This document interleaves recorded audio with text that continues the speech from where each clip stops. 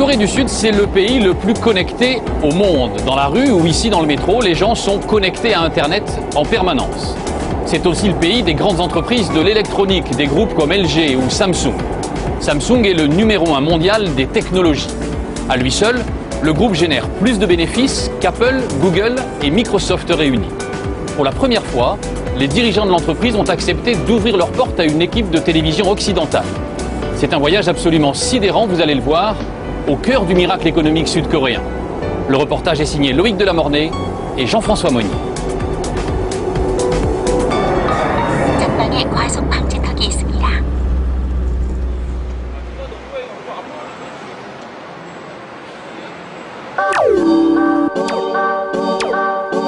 Il était une fois Madame Lee, ménagère coréenne. Comme chaque matin, elle posait cette question: « Miroir, mon beau miroir, suis-je toujours aussi belle ?» Et grâce au capteur laser installé au plafond, son miroir lui répondait. « Je recherche vos paramètres santé. Masse graisseuse, 11,5%. Pulsation cardiaque, 90. Température, 36,9 degrés. Mon miroir dit que j'ai une excellente condition physique. Madame Lee doit ensuite préparer le déjeuner et se heurte à une autre interrogation: que manger aujourd'hui? Je présente cette assiette et l'ordinateur reconnaît quel type de viande c'est et me propose une recette. Ce midi, Madame Lee mangera donc du barbecue de porc avec des patates.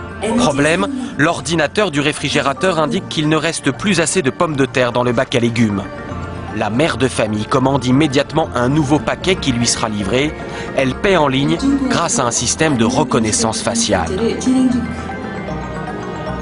En Corée, le miroir de Blanche-Neige a pris un sacré coup de vieux. Et le futur imaginé par Samsung va encore plus loin que le conte de fées. Le monde de Madame Lee sera peuplé de stylets traducteurs pour décrypter un menu au restaurant à l'étranger. De cartes de crédit intelligentes qui regroupent toutes les cartes de paiement. De pare-brise tactiles qui équipent les voitures. D'écrans souples, faciles à dérouler et incassables. Good job. Ou encore de cet incroyable appareil qui imprime des vidéos sur papier, le Polaroid de demain. Science-fiction. Samsung assure que ces innovations arriveront sur le marché dans 5 ans. Et elle les présente au public dans des maisons du futur étincelantes en plein cœur de Séoul. Ces murs cascades d'eau qui sont en réalité de la vidéo et où s'incruste votre télévision existent déjà.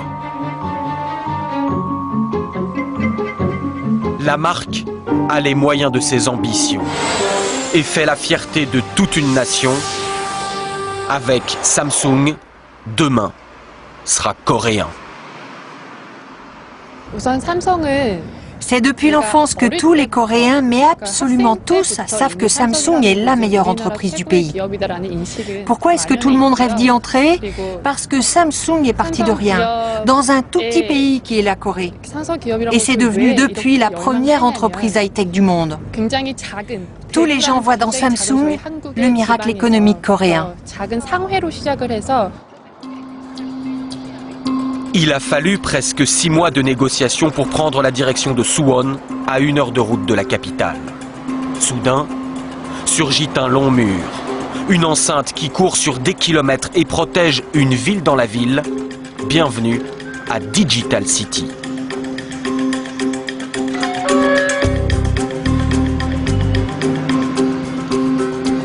C'est la première fois qu'une caméra occidentale pénètre dans ce sanctuaire. Voici l'une des 8 villes Samsung du pays. Celle-ci est consacrée à l'électronique. Avec ses 30 000 employés, elle a la taille et la population d'une ville française de province comme Auxerre.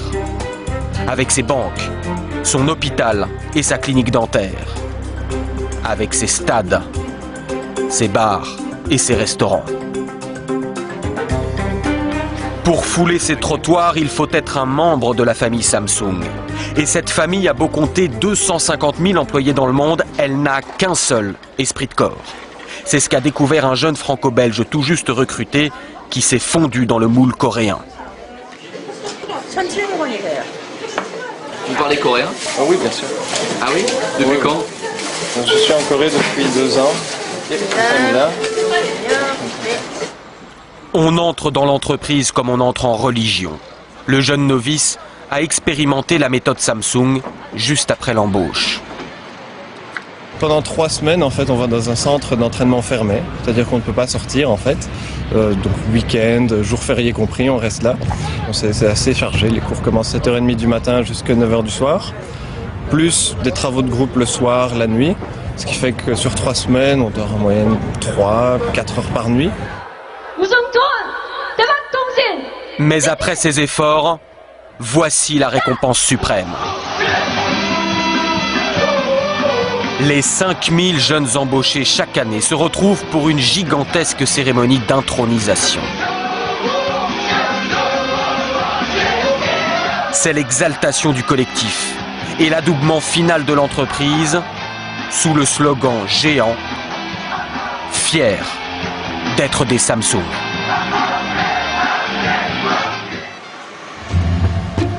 Cette fierté est racontée au cœur de Digital City qui a son propre musée.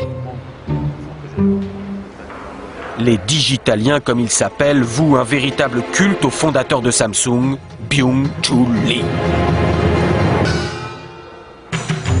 Il a créé en 1938 une petite épicerie de riz et sucre qu'il appelle Samsung, qui signifie 3 étoiles en coréen. 3 étoiles pour 3 valeurs fondatrices. Devenir grand, devenir fort, durer éternellement. Et les efforts paient. Samsung fait entrer les Coréens dans l'ère de la consommation.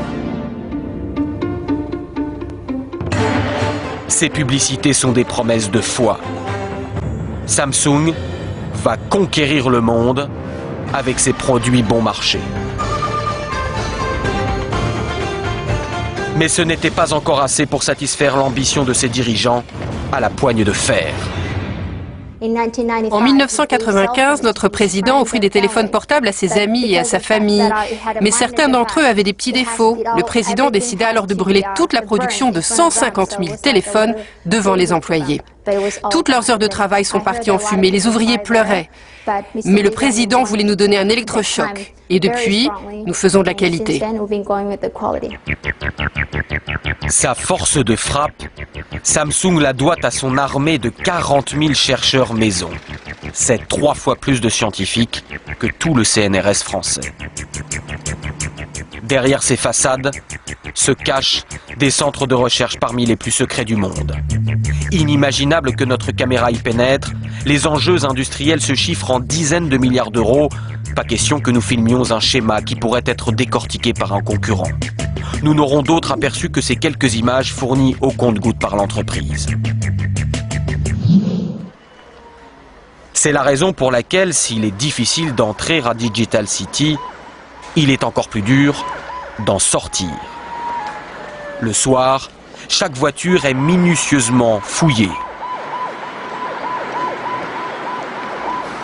Et en quittant les bureaux, tous les employés passent une véritable douane. La peur des espions industriels, une vraie paranoïa. Aucun salarié ne peut sortir avec son ordinateur ou tout autre appareil électronique. Tout doit être laissé au bureau. De toute façon, il n'est pas facile de quitter la famille Samsung. Après le travail, beaucoup d'employés rempilent et restent à Digital City dans l'une des nombreuses associations de l'entreprise, comme ce cours de cuisine chinoise.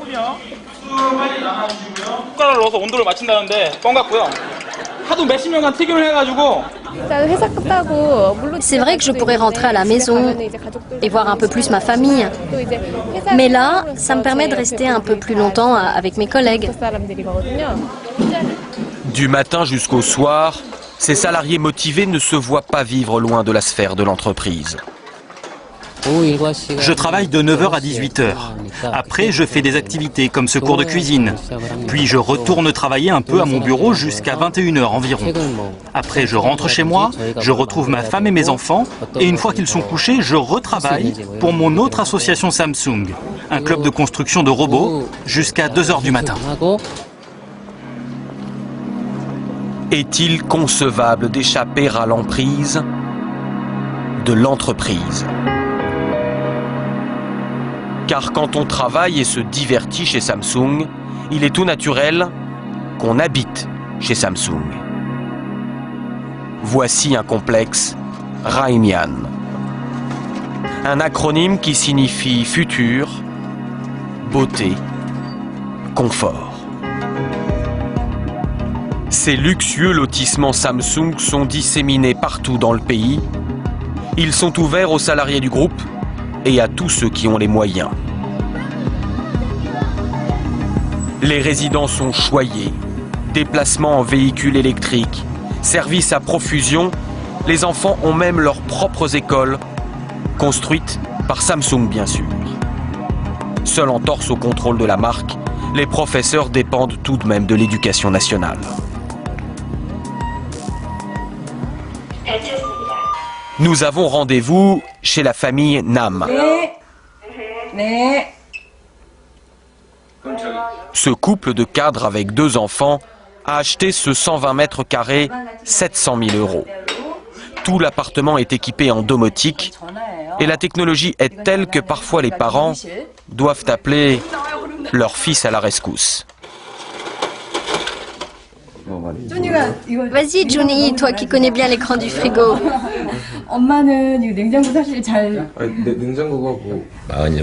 J'ai 47 ans, petit j'habitais dans le coin et c'était complètement sous-développé. J'aurais jamais imaginé que ça se développerait comme ça. Par rapport à d'autres pays, il y a une croissance extraordinaire. Moi, je me rappelle qu'enfant, la seule chose qui comptait, c'était l'éducation. C'est grâce à ça que Samsung s'est doté de cerveau et a réussi. Dans ce monde, la seule chance de survie, c'est le savoir. Études, travail, réussite.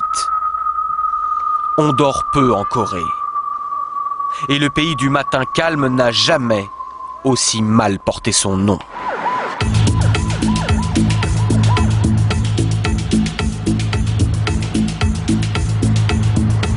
Une nouvelle journée reprend. Séoul s'éveille, vrombissante. Les Coréens travaillent 40% de plus que les Français. Et dans ce Manhattan asiatique, d'autres membres de la famille Samsung sont déjà au travail autour d'un emploi du temps en 4 lettres, SADI, l'université de design de Samsung. Le groupe a créé cette école pour trouver de nouveaux talents et doper sa créativité. Les nuits blanches passées sur les projets sont nombreuses, la sélection est rude, seule la moitié des étudiants décrocheront le diplôme. Les profs sont souvent occidentaux. Est-ce que vous voyez du volume dans cet objet? Vous voyez? Tous les étudiants ne feront pas forcément carrière chez Samsung. Mais cette école a fait des émules dans tout le pays qui forment à présent près de 30 000 jeunes designers par an. De plus en plus, les étudiants coréens sont récompensés dans les grands prix internationaux de design. On a en Corée des géants comme Samsung pour l'électronique ou LG pour l'électroménager qui créent tellement de produits que c'est pour nous un terrain de jeu extraordinaire. Et je suis fier de participer à cette nouvelle vague de designers coréens. L'université ouvre ses portes, mais les laboratoires nichés au sommet du quartier général de Samsung, beaucoup moins. Voici les tâches des designers. Là encore, interdiction de les filmer et panique de nos accompagnateurs, même si les vitres sont opaques.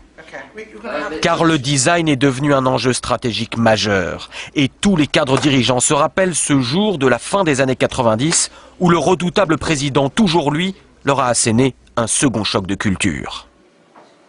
Le président nous a dit « changer tout, sauf votre femme et vos enfants. Il fallait se débarrasser de tout ce qui avait été acquis auparavant. C'est là qu'il a lancé la révolution du design dans l'entreprise. Le vice-président est fier de présenter son dernier bijou. On voulait quelque chose de chic, de brillant, de classe. Pas un mot sur la ressemblance frappante entre le dernier né de la gamme Samsung et la tablette d'un célèbre concurrent. Prononcer le mot Apple n'est pas politiquement correct chez Samsung. Mais pour Philippe Lee, président de la Chambre de commerce franco-coréenne, l'important n'est pas que le coréen ait plus ou moins copié l'américain.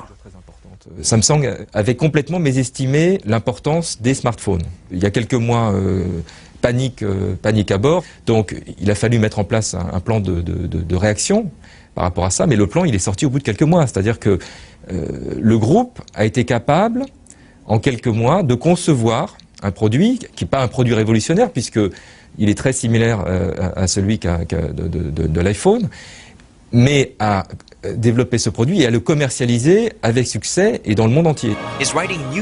Et c'est là l'autre prouesse du groupe. Avoir changé son image, notamment dans les pays occidentaux, grâce à son marketing. Partenariats sportifs dans les plus grands événements, ou encore publicité ciblée avec des stars nationales, comme dans ce spot pour l'Australie, où Samsung s'est offert l'icône du pays, Simon Baker, l'acteur de la série du moment, le Mentaliste.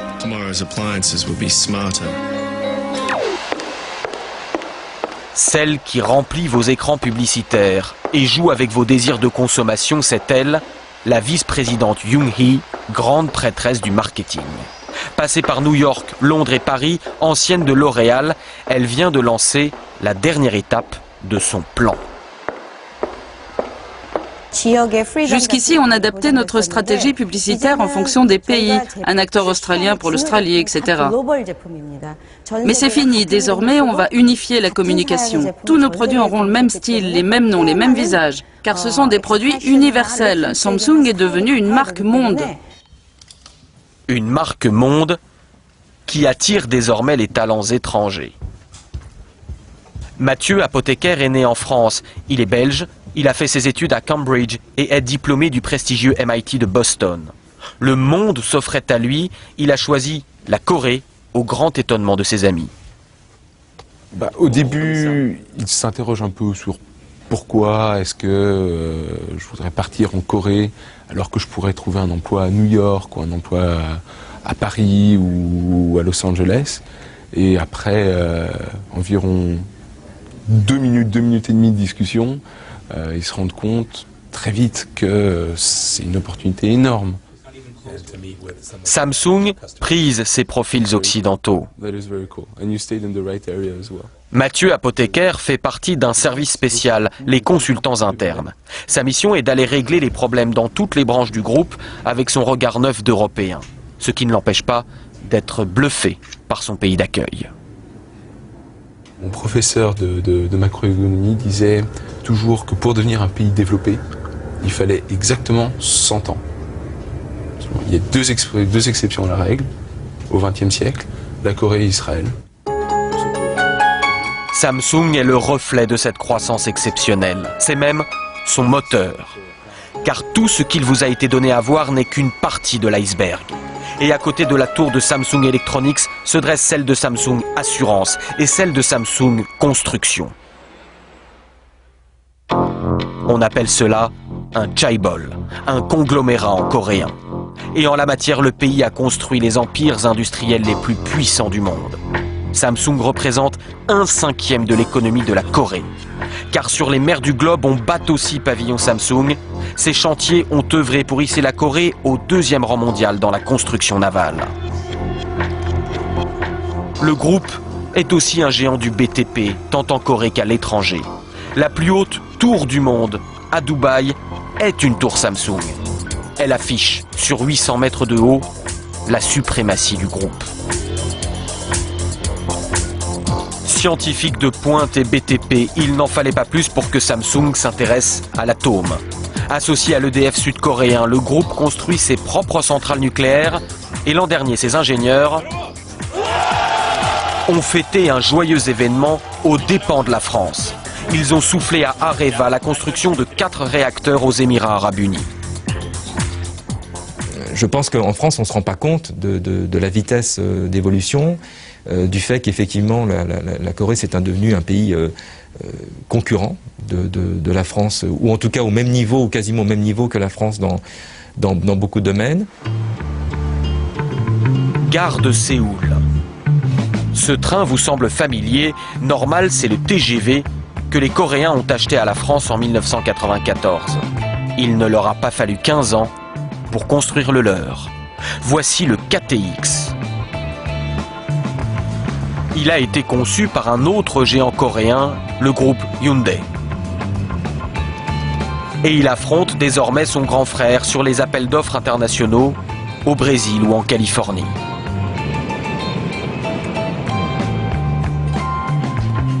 Direction le sud du pays. Le voyage de 300 km explique presque tout.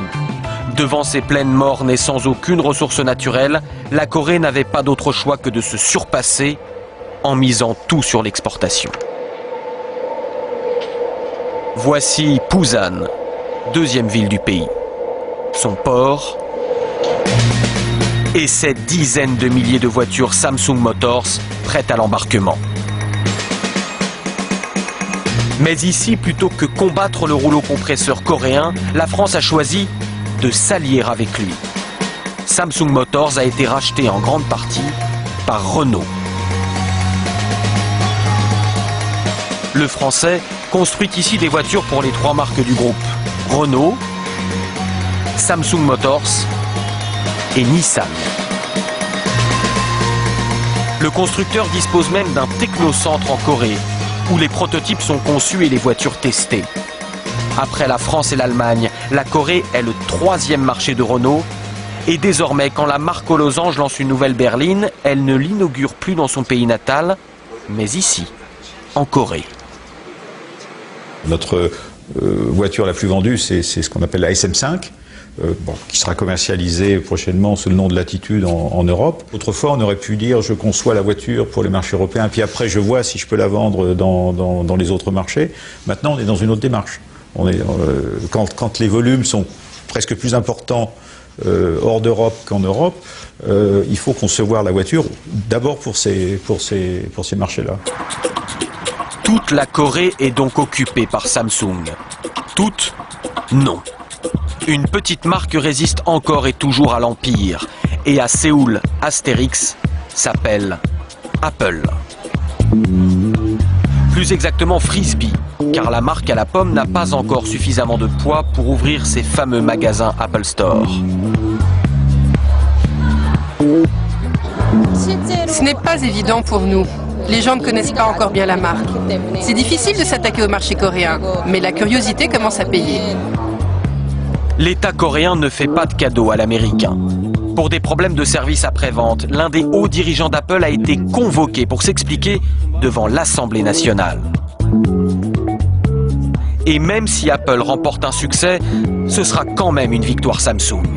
Le Coréen est le numéro 1 mondial des semi-conducteurs et sous la coque des iPhones, les composants, et oui, sont des puces Samsung. C'est David contre Goliath. En face, Samsung étale ses Delight Center et autres showrooms ultra-modernes. Sur les écrans des ordinateurs peu de Google, le célèbre moteur de recherche n'occupe que 5% du marché coréen. Ici, on navigue sur Naver ou Dome, considéré comme plus performant. Et avant la création de Facebook, les Coréens avaient déjà leur réseau social, Cyworld. Comme pour avertir l'Occident, qu'il ne s'endorme surtout pas sur ses certitudes, car demain, votre cyberespace pourrait bien être coréen.